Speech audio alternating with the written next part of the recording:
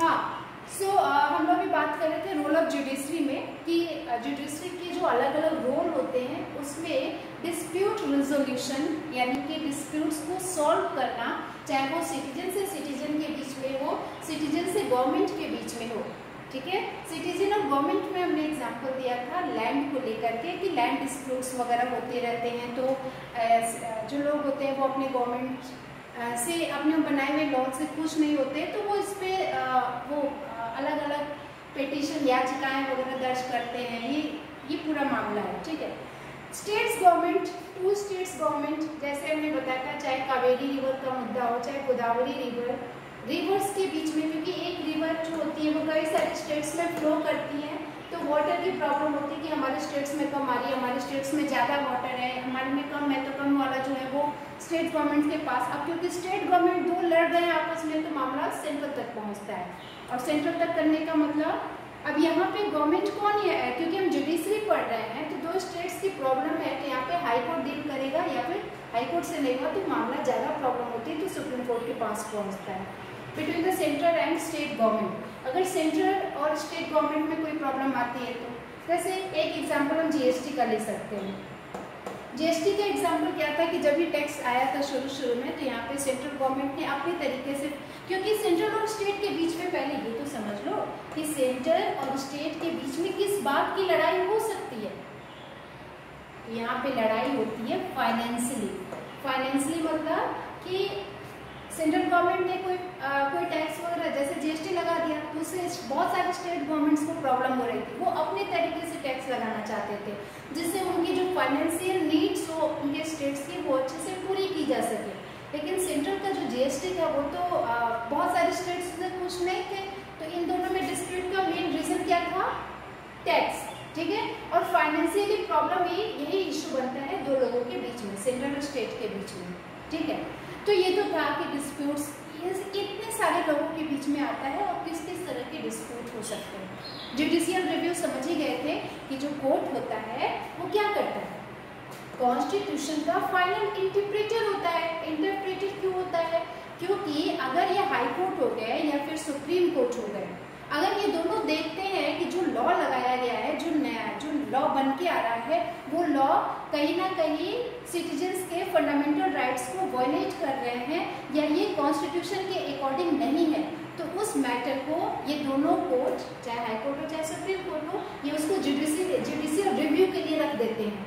मतलब उसको अच्छे से देखते हैं और जब इनको मालूम चलता है कॉन्स्टिट्यूशन के अकॉर्डिंग नहीं है तो उसको वो रिजेक्ट कर देते हैं।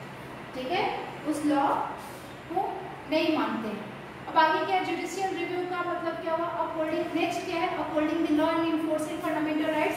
फंडामेंटल राइट्स को इन्फोर्स करना यानी लागू करना। अपहोल्डिंग द लॉ, लॉ को मेंटेन करने का काम करती है। जैसे हमने हाकिम सेफ वाली कहानी पढ़ी थी कि उसकी प्रॉब्लम जो थी आर्टिकल 21 या पढ़ चुके हैं। ठीक है, कंपेंसेशन देना पड़ा था बंगाल गवर्नमेंट को क्योंकि उन्होंने आर्टिकल 21 का फॉलो नहीं किया था, राइट टू लाइफ जो है।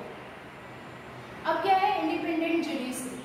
इंडिपेंडेंट जुडिशरी में क्या होता है कि एक ऐसी सिचुएशन, इंडिपेंडेंट जुडिशरी का मतलब कि जो हमारी जुडिशरी है, जो हमारे कोर्ट्स हैं, जो हमारे जजेस हैं, वो इंडिपेंडेंट रहे और ये कॉन्स्टिट्यूशन में प्रोविजन है, पर वो इंडिपेंडेंस कैसे रहेंगे, तो इसका जो सबसे बड़ा रीजन है वो है separation of power. Important keyword, separation of powers का मतलब क्या होगा कि कॉन्स्टिट्यूशन में आपको पता ही है कि गवर्नमेंट की जितनी भी जो 3 ऑर्गन्स हैं, वो 3 ऑर्गन्स में एग्जीक्यूटिव, लेजिस्लेटिव और जुडिशरी में अलग अलग पावर्स का डिवीजन है। ठीक है, कि एग्जीक्यूटिव का ये काम है, जैसे मान लो कि लेजिस्लेटिव जो होती है, जो लेजिस्लेटिव है वो क्या करेगी, उनका काम है लॉ बनाना। एग्जीक्यूटिव का काम क्या है, लॉ को इम्प्लीमेंट करना। लॉ को इम्प्लीमेंट करना मतलब उसको लागू करना, बन गया है तो उसको लगाना भी तो है ना।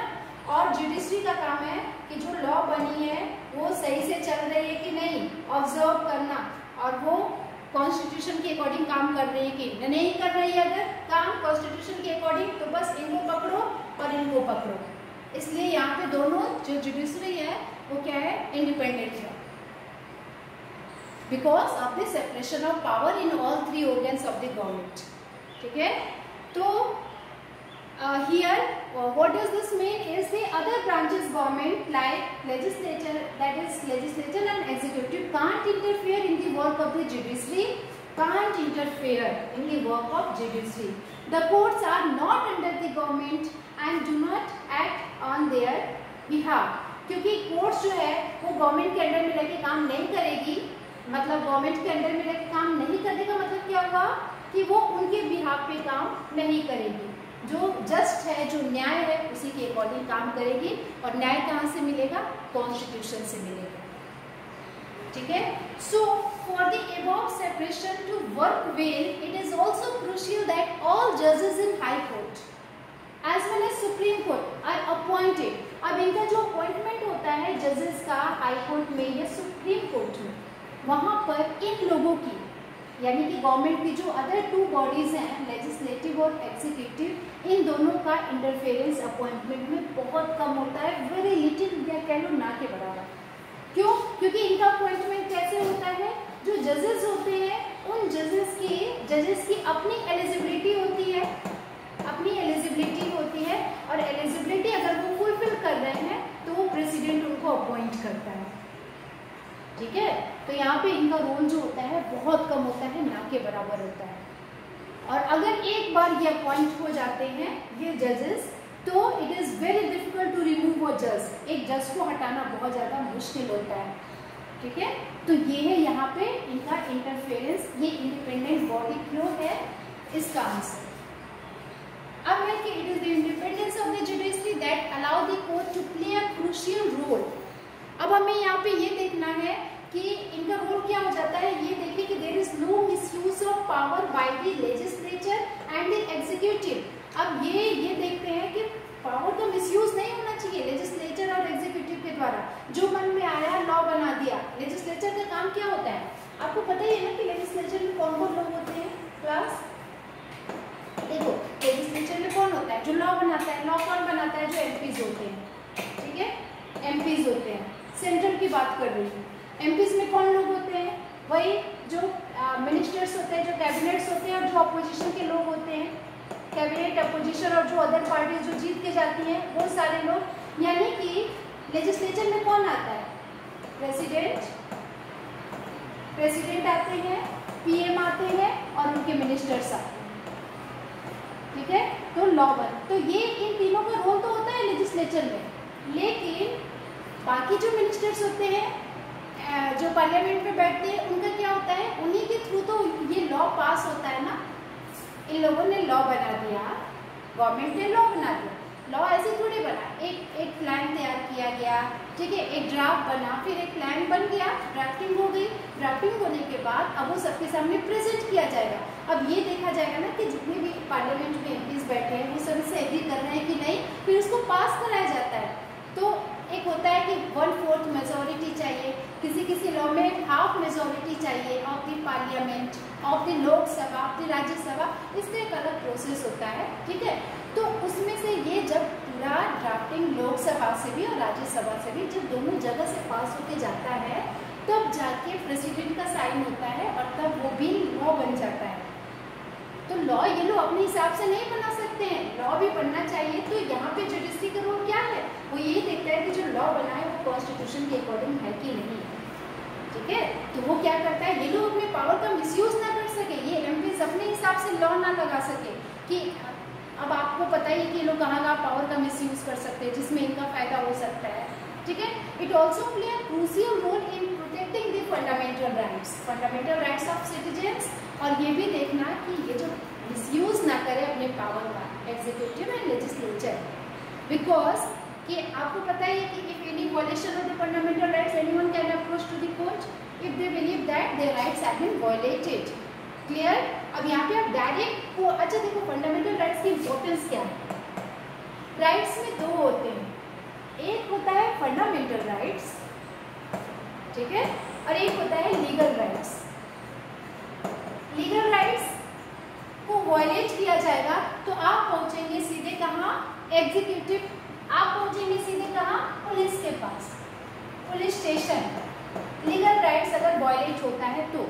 लेकिन फंडामेंटल राइट्स अलग कैसे है, इसकी इंपॉर्टेंस इसलिए है कि अगर ये वाला राइट अगर वायलेट हो जाता है तो आप डायरेक्ट अप्रोच आपकी है कहाँ पे, हाई कोर्ट में या सुप्रीम कोर्ट में। क्लियर? तो ये है फंडामेंटल राइट्स की इंपॉर्टेंस। अब क्वेश्चन है कि what is the structure of the courts in India. India में कोर्ट्स के स्ट्रक्चर क्या है, कैसे है ये, ठीक है। अब देखो ये आपका ट्रायंगल है, इस ट्रायंगल में जो सबसे अपर मोस्ट जो पार्ट है ये है आपका सुप्रीम कोर्ट, बीच में आपका आ गया high court and third is lower court. Lower court का मतलब district court. Clear? District court. अब यही आपका स्ट्रक्चर है इंडिया में कोर्ट का। क्लियर? अब यहाँ पे क्या होता है, the structure of the court from the lower to the highest, lower से हाईएस्ट की तरफ जाना होता है हमेशा। डायरेक्ट आप हाईएस्ट में नहीं पहुंच सकते। आप डायरेक्ट हाईएस्ट में तभी पहुंचेंगे जब वायलेशन होगा आपके फंडामेंटल राइट्स का। ठीक है?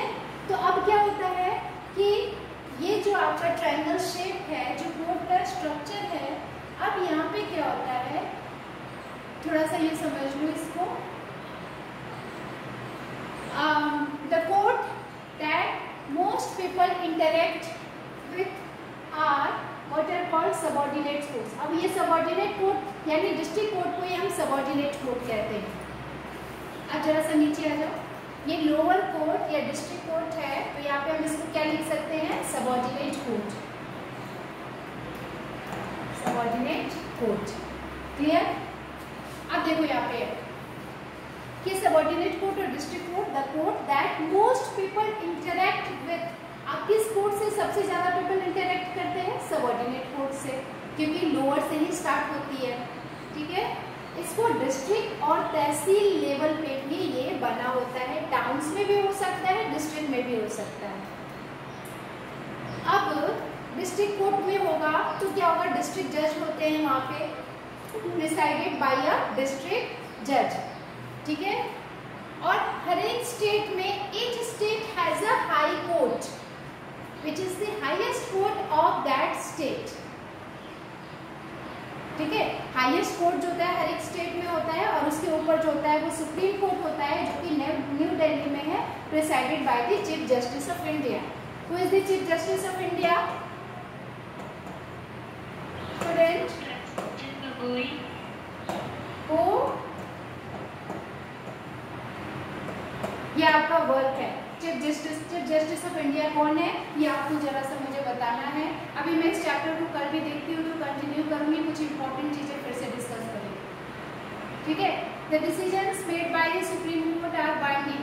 अब एक चीज ये समझ लो, अभी हमने बताया कि ये जो है हाई कोर्ट कहाँ पे होगा, स्टेट में होगा, सुप्रीम कोर्ट दिल्ली में है, इधर जो आपका डिस्ट्रिक्ट कोर्ट है ये आपका होगा डिस्ट्रिक्ट्स में या टाउन्स में। ठीक है?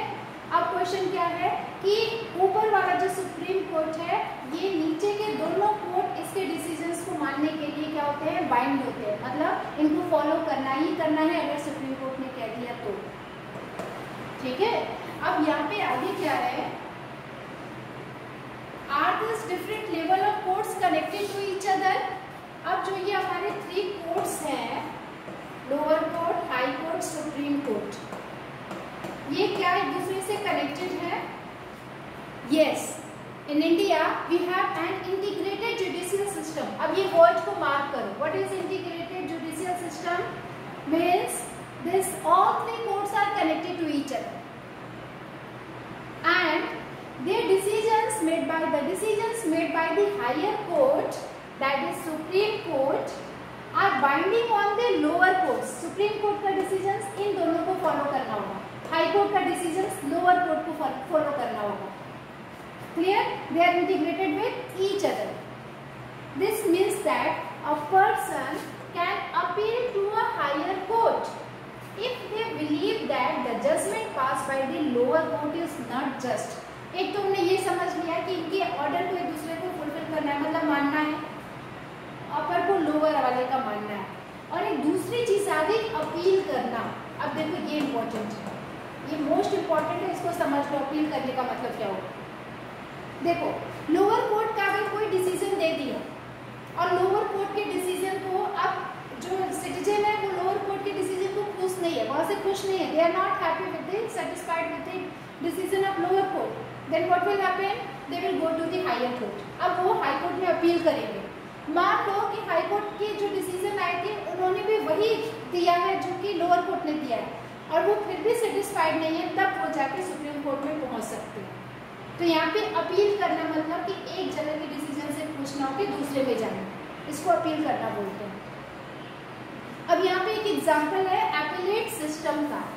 यही अपील जो मैं बता रही हूँ इसका एक केस है, एक केस को ट्रैक किया गया है और इस केस का नाम था दिल्ली एडमिनिस्ट्रेशन वर्सेस लक्ष्मण कुमार जो जिनको प्रॉब्लम हुई थी एंड अदर्स, 1985 का एक केस था।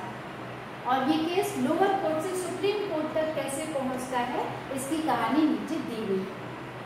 ठीक है, तो इसको जरा से समझते हैं हम।